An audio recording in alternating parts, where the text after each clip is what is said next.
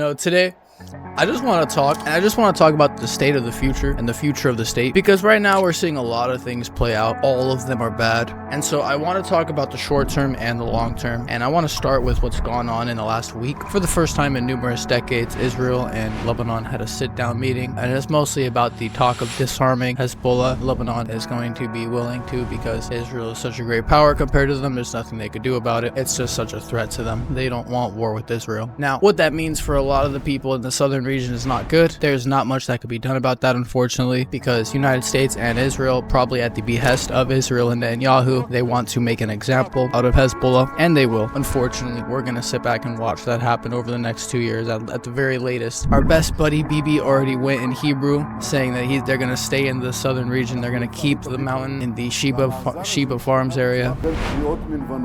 בחודש האחרון, לקיים שיחות שלום ישירות בינינו לבינם, דבר שלא היה למעלה מ-40 שנה. אני נעניתי לקריאה הזאת, והסכמתי לפסק זמן, או יותר נכון, להפסקת אש זמנית של 10 ימים, כדי לנסות לקדם את ההסכם שהתחלנו לדון בו עם פגישת השגרירים בראש. בשיחות השלום האלה יש לנו 2 דרישות יסודיות. 1, פירוק חיזבאללה מנשקו. 2, הסכם שלום בר קיימא, שלום מתוך עוצמה. כדי להשיג את הפסקת האש, חיזבאללה התעקש על 2 תנאים. התנאי ראשון, ישראל חייבת לסגת מכל שטחה של לבנון, עד הגבול הבינלאומי. תנאי שני, הפסקת אש במתכונת שקט תמורת שקט. לא הסכמתי לא לזה ולא לזה, ואכן 2 התנאים האלה אינם מתקיימים. אנחנו נשארים בלבנון ברצועת ביטחון מעובה. זה לא 5 הנקודות שהיו לפני שהגה תאריך. זה רצועת ביטחון שמתחילה בים וממשיכה עד הר דוב ומבואות החרמון עד גבול סוריה. רצועת ביטחון של 10 קילומטר עובי, שהיא הרבה יותר חזקה, הרבה יותר עצימה, הרבה יותר רצופה והרבה יותר מוצקה ממה שהיה לנו קודם. שם אנחנו נמצאים,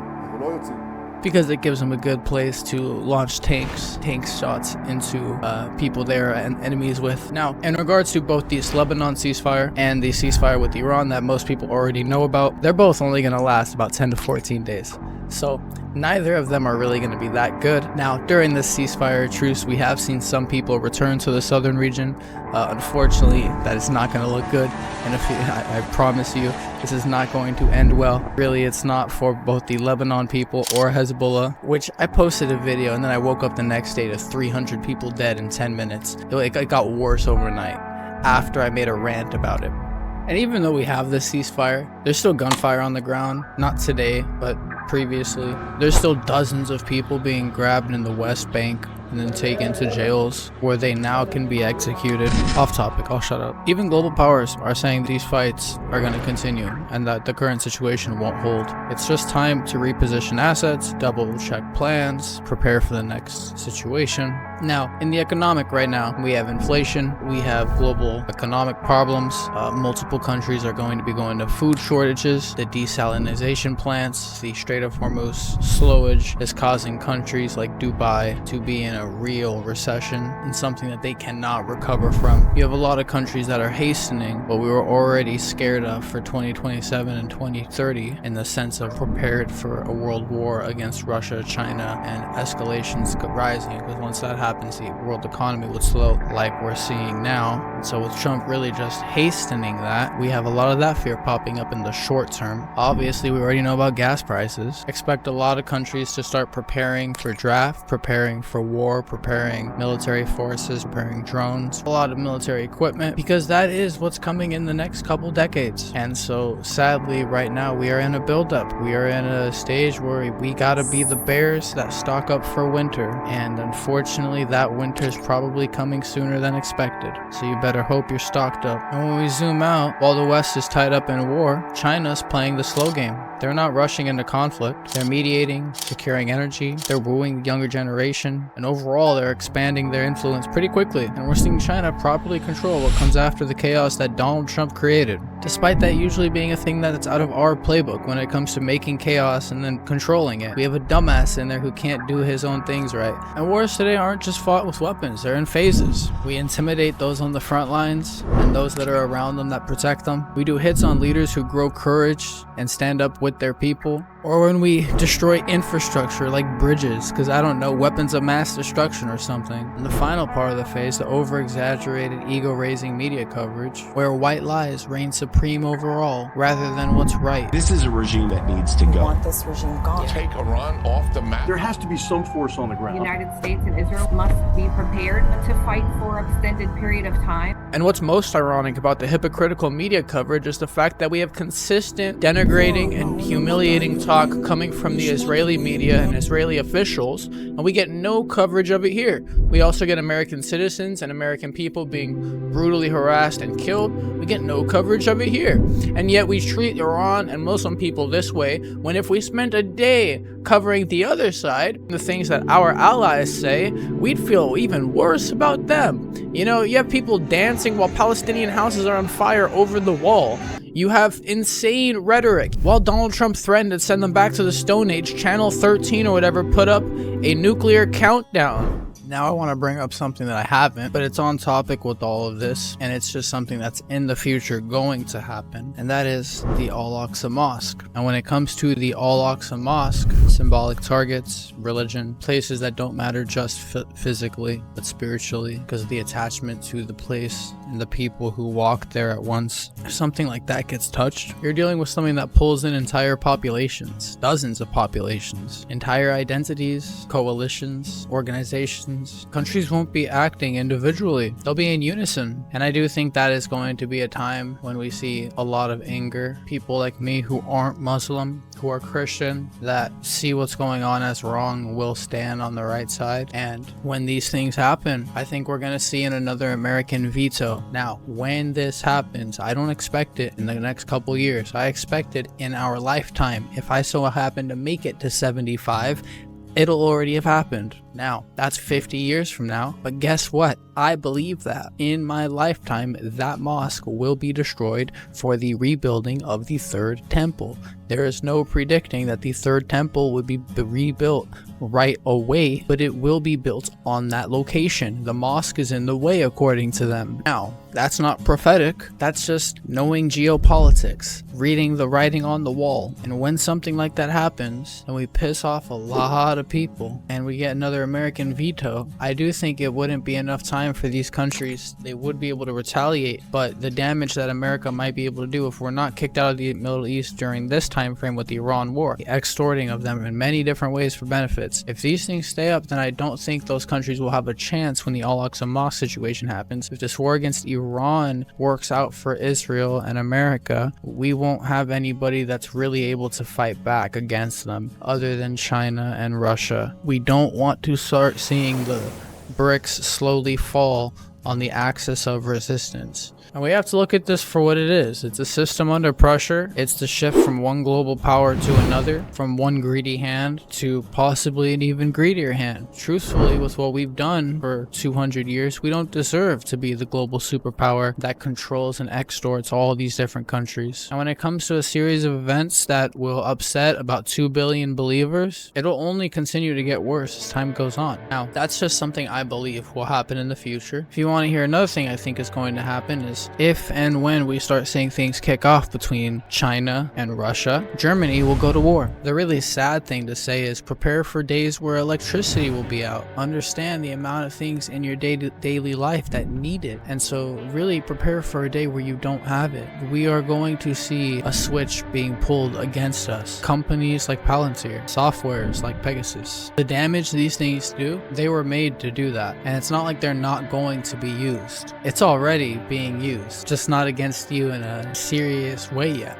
The unfortunate thing is, once these totalitarian systems get put in place, especially here in America, don't expect them to disappear. When it comes to what we're seeing with flock cameras or with spyware that we use, don't expect it to disappear once it pops up. Once you learn about it, they already are on to doing something far worse in far crazier ways. Protect what you can. Understand that World War III will be in your lifetime. Understand that countries are preparing right now for for 2030 to be a not so good century. Understand that with the way Israel is being looked at right now and with the tide shifting, they are going to speed up what they are doing on some of these countries and places. At the same time, we are probably going to see a lot of censorship. We're going to see a lot of pushback, a lot of heinous, disgusting things against the people who are on the right side of history. And so I really want to tell you that your digital history, things like what I'm doing now, will be used against you within these 15 years as well. The global debt crisis is already triggering proxy wars worldwide, not just the Iran one like RSF and Sudan. There's many ways where these things are already happening in many countries that these are already happening in. Truthfully, most people are not going to be looking it up all day long. When we see economies fail, when we see the shift in America, when we see blatantly corrupt everything is, and when we see how structures both in the United Nations and in our court system fail on a daily basis when it comes to people who truly matter but are able to get every Joe Schmo off the street that does anything wrong. They're able to falsify evidence against anyone. They're able to do shit against anyone. But when it comes to the people with wealth and power who actually do bad things and are actually really, really evil, that justice system and all that turns to hypocrisy. All that we stand for and love when we grew up turns to shit. And I will say that I expect private property to get worse. I expect housing markets to get worse. You have companies like BlackRock and Vanguard that end up owning everything and end up fucking over the housing market. Sorry for my cursing. These companies go scorched or to diversify portfolios. And sadly, when it comes to companies like BlackRock and Vanguard, all they do is contribute and aid and push and enable this colonial warfare in regional areas that we see through these companies being bought, through the profit in these companies. They profit. And so guess what, guys? War is just gonna always continue while these guys have power. And so while the justice systems do nothing about these guys with power and are evil, guess what? They get to continue. Then you got hidden offshore tax havens, and that's just major for all these paramilitary groups, all these mercenary groups that end up doing these things. That's where really that they have to do these things or else they're scared out of their mind. One day they might get caught up in a Nuremberg trial. And the media ends up silent on all this environment destruction and modern urban siege. I'll shut up. The institutions that we care about so much suck, and they don't really matter, and they're all for show. They're all for perspective. They don't stand for anything. When we talk about people who don't practice what they preach, guess what? A lot of these dudes who seem smarmy and who talk, you know what? I'm probably one of those dudes too, but guess what? These guys don't care about a lot of this shit going on. And so when you really know things and when you're really smart and you're this gone, you're this far into just not even wanting to talk about things that matter, that we cause, the media plays a major impact. The United Nations, these institutions, these things play a major impact on the things going on, and that's not going to change. Don't expect that just because of the Epstein stuff and Donald Trump and maybe he goes away and Gavin Newsom comes in, yay. Like, don't think that because these things will happen, everything's peachy. We are just going to set ourselves up with another smarmy head of the Hydra. These institutions, these things, it's sad because what they're set up for is to educate the people. And what do they end up doing? Not educating the people. It's a backwards society. Up is down, down is up. And right now we're seeing a lot of these wars play out with mercenary groups rather than the militaries, but expect near future to be a lot more of both. I mean, honestly, it's gonna be a three-way system because expect mercantilism, you know, expect ships, trade routes crucially matter. And so it's really gonna be a best of three worlds. Country militaries, you're going to see people willing to fight for other countries and just be paid. And you might see groups on water. Who knows, right? Who knows how these things will be playing out, but I really do think that we will be going towards that in the future. I think this backward society is heading backwards. Shocking. And if I could tell you any good advice for the future that I wish wasn't true, if you want to profit right now, take stock in something like Raytheon. Take stock in something like Lockheed. They are going to go through fire bombings and vandalism and trouble, but they are getting like $4 billion through our government and shit like that consistently. We have ridiculous times where these companies are just set to rise because one thing that we do know in this world is that people with power are not good people most of the time.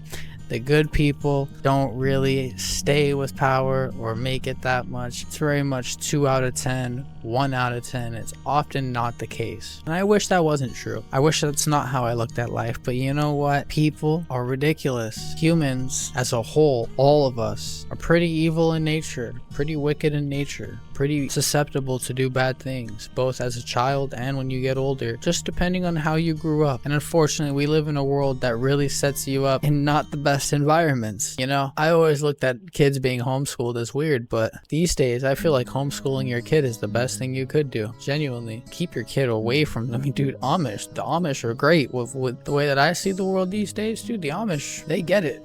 Buy some stock in some of these companies that really have power and profit right now. Obviously, I'm not going to do that. I'm just telling you that that's something that I think is the better option, because truthfully, what is happening right now with this noticing or awakening or whatever people are calling it online that you want to, talk about, this wouldn't happen if they weren't prepared.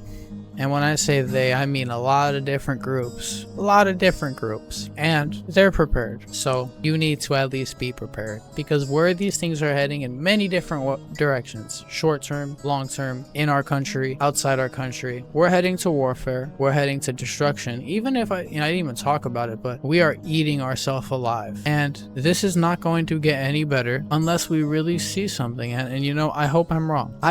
Here's the thing, guys, that we might be looking back at this laughing at me, but guess what? I'd rather be wrong and hope that by then things have changed, because a lot of people understand this right now, and a lot of people understand what's going on over there. A lot of people see what's going on at this point, and that's a really good thing. But we also have to understand that history is written by the victors. With what happened then, it does worry me, considering where we're at now. And I don't want to fearmonger forever. I would hope I'm wrong, but whether it's the Al-Aqsa Mosque, whether it's Germany going to war, whether it's the future of 2030 and the decade then, I think all of these things are going to happen.